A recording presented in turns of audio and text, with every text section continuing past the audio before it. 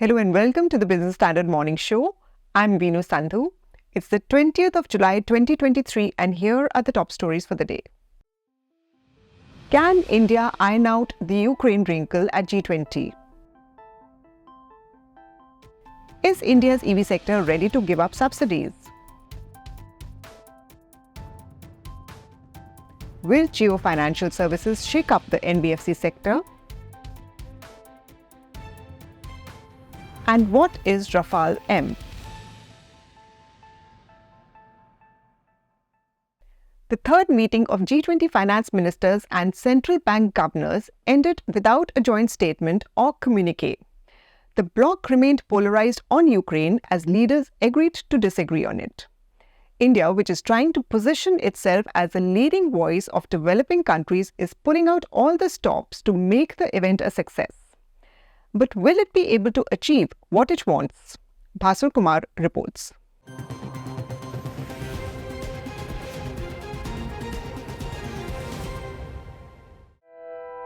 India has secured progress on agendas of significant interest to it since assuming the G20 presidency on December 1st last year. Many of the scheduled 200 meetings have already taken place, where ensuring global economic growth has been one of the key focus areas for G20 members, who represent more than 80% of world GDP, 75% of international trade, and 60% of the world's population. The G20 is a strategic multilateral platform connecting the world's major developed and emerging economies.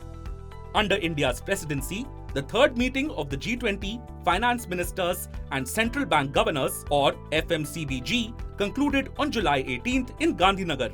The outcome document and chair summary saw member countries agreeing on almost all items, including a common framework for global debt, strengthening multilateral development banks, and swift implementation of the crypto asset reporting framework. On the issue of global debt vulnerabilities, all member countries stood by the commitments made in the common framework for debt treatments. The G20 members also endorsed the reports by the Financial Stability Board and the Bank of International Settlements on cryptocurrencies. In the Gandhinagar finance track, there are three key issues that were taken up. So when it comes to crypto, there seems to be a firm endorsement by the members, because the word used is endorse, so which is a stronger word to say that members agree to what is being proposed.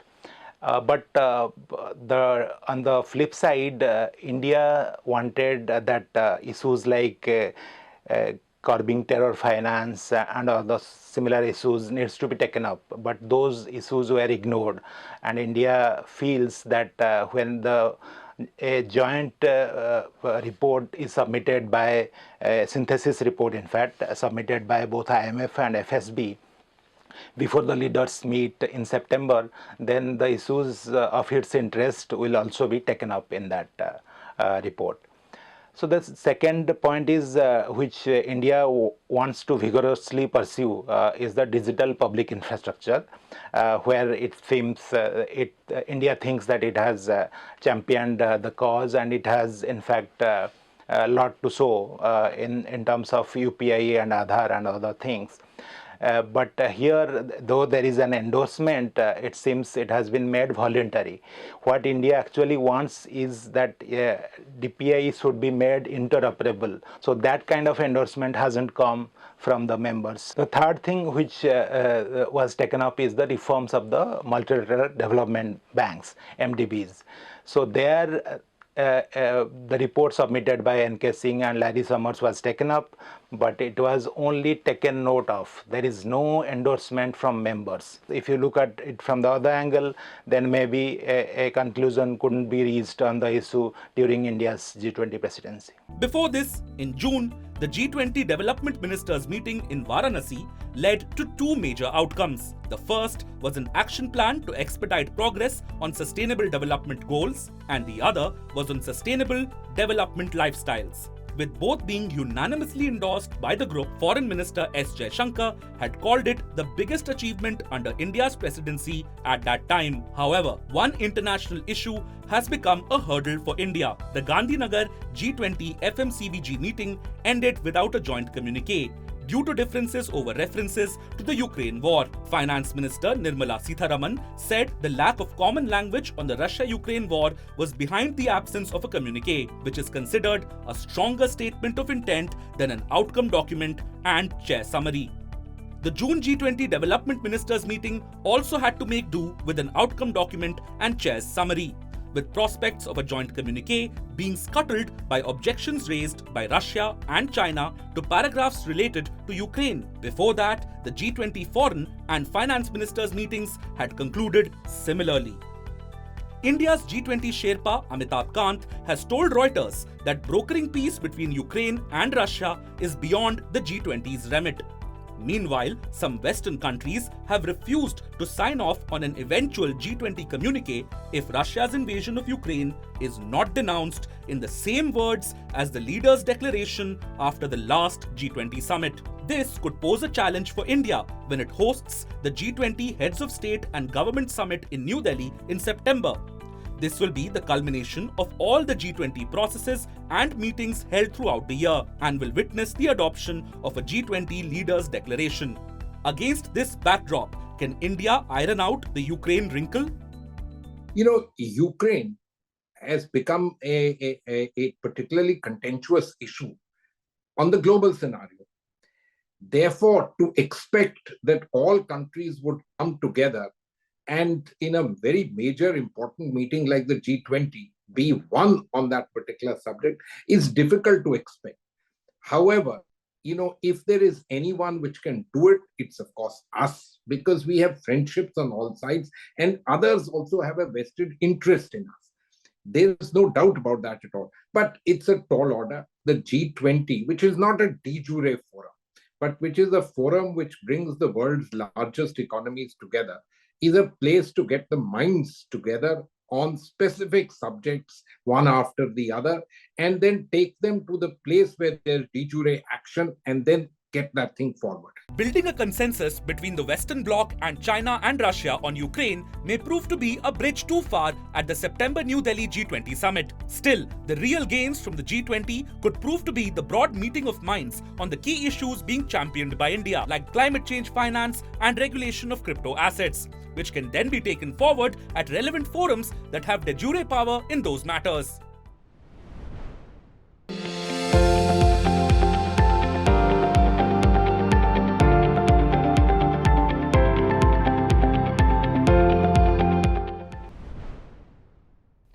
G20 nations collectively account for about 75% of global greenhouse gas emissions. Curbing these emissions is one of the priority areas for the ongoing event. India is already taking big steps by promoting manufacturing of electric vehicles through subsidies. At Business Standards EV Dialogues held in Delhi on Tuesday, subsidies to the EV sector became a crucial talking point for industry players as well as Union Minister Nitin Gadkari. While some industry majors said they were ready to give up subsidies, others wanted a gradual withdrawal.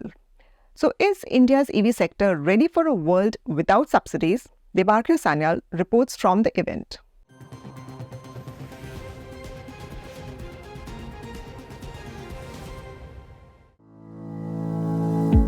Business Standard organized its first EV Dialogues in Delhi on Tuesday, which was attended by several industry leaders and Union Minister for Road Transport and Highways, Nitin Gadkari. The minister told the gathering that the current size of the electric vehicle industry in India is 7.5 trillion rupees, and it may well reach 16 trillion rupees by 2030. He also said the industry currently employs 4.5 crore youth. India's EV market grew 223% in 2022, and over 48,000 new EVs hit the country's roads last year. When asked if the industry still needs subsidies, Gadkari said, "If the manufacturing number is increased, my honest opinion is that we don't need subsidy." The minister has reasons to believe that the EV sector can survive without subsidies. On June 1, 2023, the government had reduced the subsidy incentive cap from 40% of a vehicle's value to 15% and capped the subsidy to Rs 10,000 per kilowatt hour of battery. Within a month of this, the data from the Vahan portal of the Ministry of Road Transport and Highways indicated that EV sales have taken a big hit. Sales numbers across all 5 major electric two-wheeler brands in the country saw a substantial dip in June 2023 when compared to May. As a whole, sales of electric two-wheelers declined around 60% to 42,000 units in June from an all-time high of 105,000 units in May. However, the latest Vahan data shows the average daily sales of electric two-wheelers surged in the first 17 days of July to 1,700 units, against the average daily sales of 850 units in the corresponding period of June. A total of 29,000 units of electric two-wheelers were sold from July 1 to July 17, as against 14,500 units during the same period last month.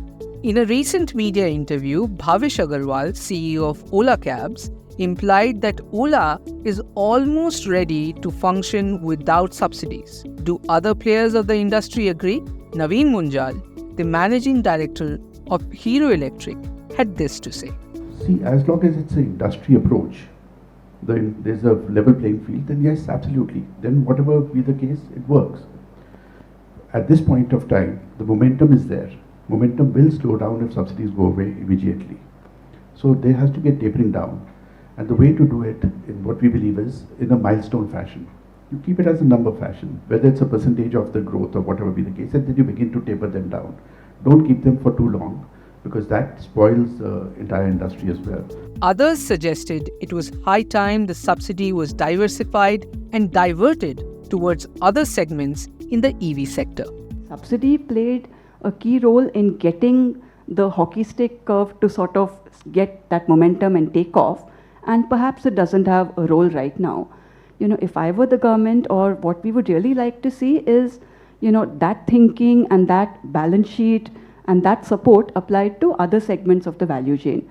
And in particular, I wanted to bring up public transport. If we want to reduce tailpipe emissions, if we want to get our country using public transport, I think we need a lot of attention to go into how do we get polluting buses off the road, how do we get private sector money into making the bus fleets all electric.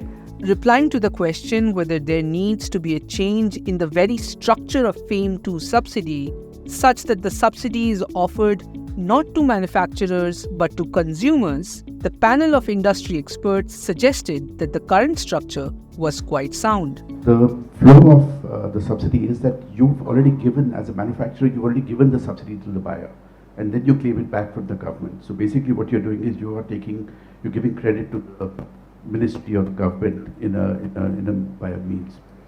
Now, talking about the role of subsidy, this was extremely important at that point of time to make it to incentivize the customers to buy it. It's not coming to the manufacturer, so it's not coming to our P&L at any point of time at all. The direct transfer scheme will not work in case of EV. And the reason being, the FAME 2 design was also to localize the content, right? So, for example, if I'm an OEM or a two-wheeler or three-wheeler, and if I qualify for, let's say, 15,000 rupees subsidy discount, which eventually my customer will get. I'm not going to get anything, obviously. It's just a cash flow planning I have to do. But for my product to qualify for that 15,000 rupees subsidy benefit, I need to localize certain percentage of that content of the components in India, right? So if this were to be a direct transfer scheme, then it would be very, very difficult. Experts therefore believe that while the subsidies are necessary for the EV sector's hockey-shaped growth curve to kick off, a gradual withdrawal of the subsidy can be feasible. However, before this gradual withdrawal is enacted, they also believe a push should be made towards a more targeted subsidization of particular segments in the sector. Let us now turn our attention to financial markets.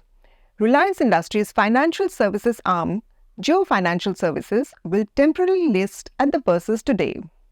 As India's biggest company executes its demerger, Will Jio Financial's foray dent the prospects of other non-banking financial companies? Should investors in these stocks be worried? Nikita Vasisht and Puneet Wadhwa explore these questions in our next report.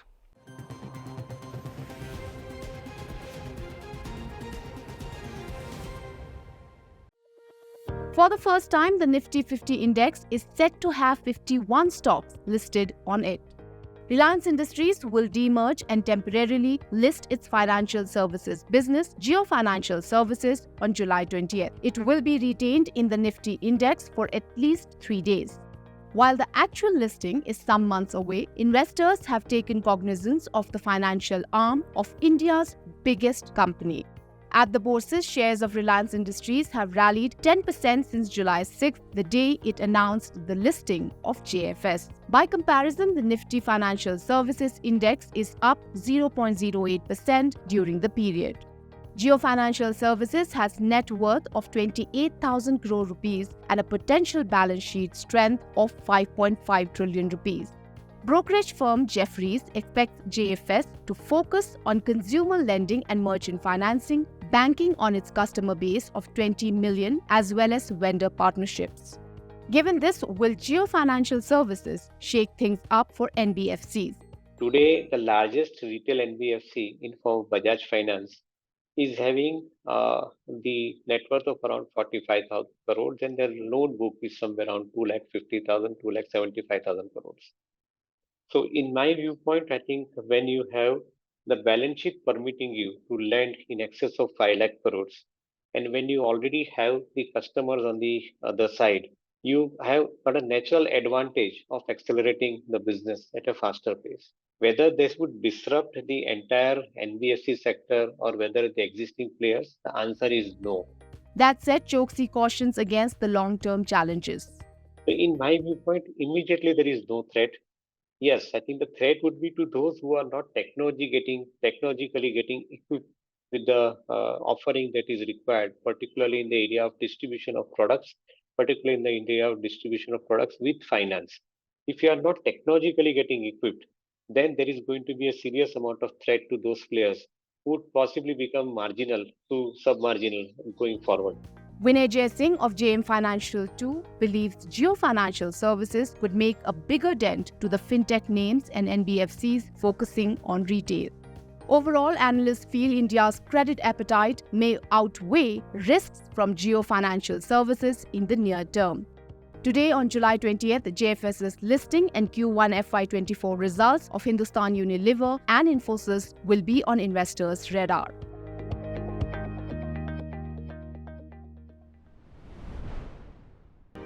He's making plans for an early retirement. Business Standard.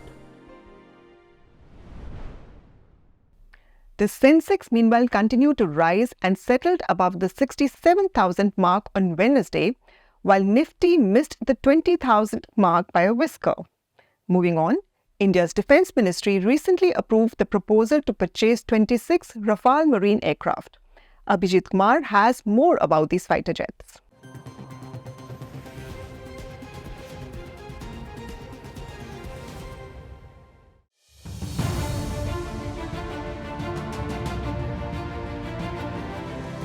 In September of 2016, India inked a pact to purchase 36 Rafale aircraft for its Air Force. And about 9 years later, the Defence Ministry has given the nod to procure 26 Rafale marine aircraft, including 4 trainer jets. The Rafale marine jets have foldable wings, a longer airframe for landing on aircraft carriers, and a tail hook for arrested landing on the ship. Its nose gear will have the jump strut technology in the shock absorber to give the aircraft an angle of attack during catapulting. These marine jets can also carry a wide range of weapons, including anti-ship missiles and air-to-surface missiles and radar meant for maritime operations. The marine versions of the French-made Rafale fighter jets were successfully flight tested at a shore-based facility at INS Hansa in Goa in February 2022. The conditions were simulated to be similar to that on the indigenously developed aircraft carrier INS Vikrant. American aviation giant Boeing had also brought its FA-18 Super Hornet to the same facility in Goa to showcase its ski jump capability in March 2022. But the Defense Ministry has now chosen Dassault's Rafale over the American Boeing. The Rafale Marines is expected to fulfill the Indian Navy's need for an aircraft that is capable of delivering nuclear loads, air-to-air and air-to-ground missiles, and precision-guided bombs. India's aircraft carriers INS Vikramaditya and Vikrant have been operating the MiG-29s so far. They are aging, and Rafale will give the Indian Navy an edge.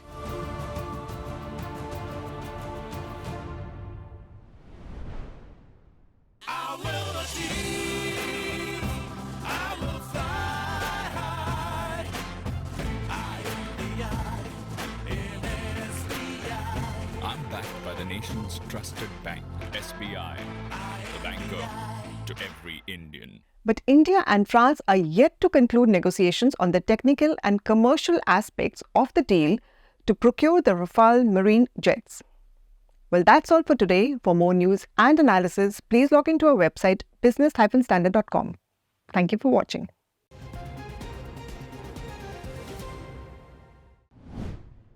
If you like this video, share it and subscribe to Business Standard. For more news, views and insights, log on to www.business-standard.com. Do also follow us on YouTube, Twitter, Facebook, Instagram, Telegram and LinkedIn.